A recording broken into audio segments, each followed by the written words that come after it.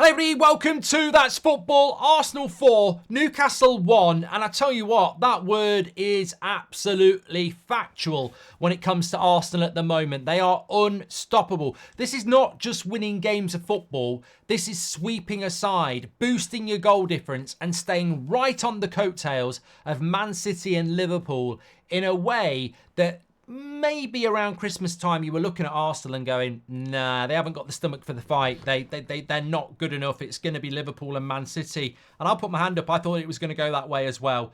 But over the last few weeks, Arsenal, I think, are right in this. This is not whether Arsenal can keep the pace.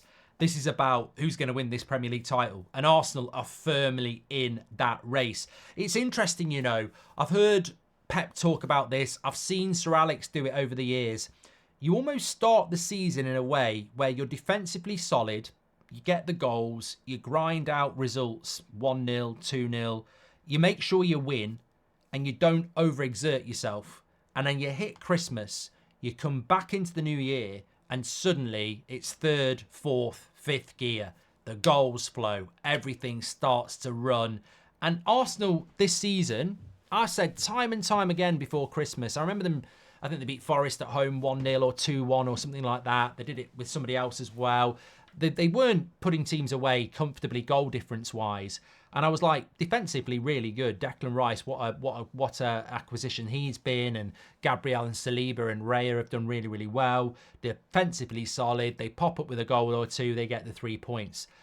Since Christmas and that little break they had, they're so different. They're still defensively solid, but they're scoring goals. And I don't know whether that's coincidence. You know, it amazes me that there are still these people in the Arsenal fan base that almost don't want Arsenal to do well so they can say, I told you so about Arteta. But at some point, there has to be a universal acceptance that he is an incredible manager for Arsenal in what he's achieved. I mean, look, I remember the Wenger days. They were amazing. And I'm not saying that Arteta is replicating that. But you are a team that is young, vibrant, playing good football and challenging for a title. What's not to like? I don't know what else you want him to do. You know, release a number one selling album? I don't know. Like, what else is he supposed to do? Young, vibrant, exciting, title challenging team. What would you want a cherry on the top? I don't know what else it is that they expect or want. And they don't have the better squad. Man City have got the better squad comfortably, and Liverpool have got a better squad. I know they've got injuries at the moment. So, look, Arsenal literally are an injury to Saka or Rice or Saliba away from a probable collapse, which makes it even more impressive what they're doing. So, look, absolutely incredible. In relation to the game today, from minute one, it reminded me of last season where they drew 0-0, because the first 20 minutes at home at the Emirates against Newcastle, they could have had 2 or 3 goals. They didn't get them, and it ended up being 0-0. Today, they were 2-0 up after 20 minutes, 3-0 up after 25 minutes. You know, again, a learning experience. I wouldn't be surprised if Arteta said this, you know, last season we played them around a similar time. We should have beat them. We ended up drawing. That's a big difference. Let's make sure we're more clinical. The Havertz goal was brilliant. That ball by Jorginho into Martinelli and the cutback. The Saka goal was good. And then 2 set pieces. I mean, is there a better team in the Premier League than Arsenal at set pieces? Again, I don't know whether they were good before Christmas. I think they were. But again, post-Christmas, absolutely amazing at it. And the great thing is, I said before the game, they're so good at corners. They still scored from 2. Eddie Howe knows that. Everybody knows that, which means they're even better at corners than we think, because everyone knows they're good. So they're aware, they're not switching off, and Arsenal are still scoring from them. So right here, right now, the only criticism I'd have of Arsenal is are they peaking too soon? And what I mean by that is it can only keep going from what I'm seeing of Arsenal. It can only keep going. And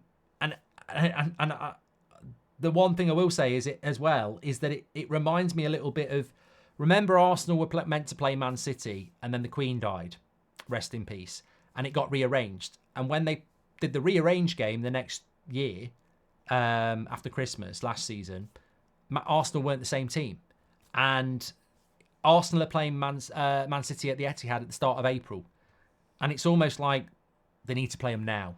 I mean, they might still be playing like this in April, but if they could play Man City now, I think they'd probably beat them. Man City at the moment aren't really in the right gear, and Arsenal are.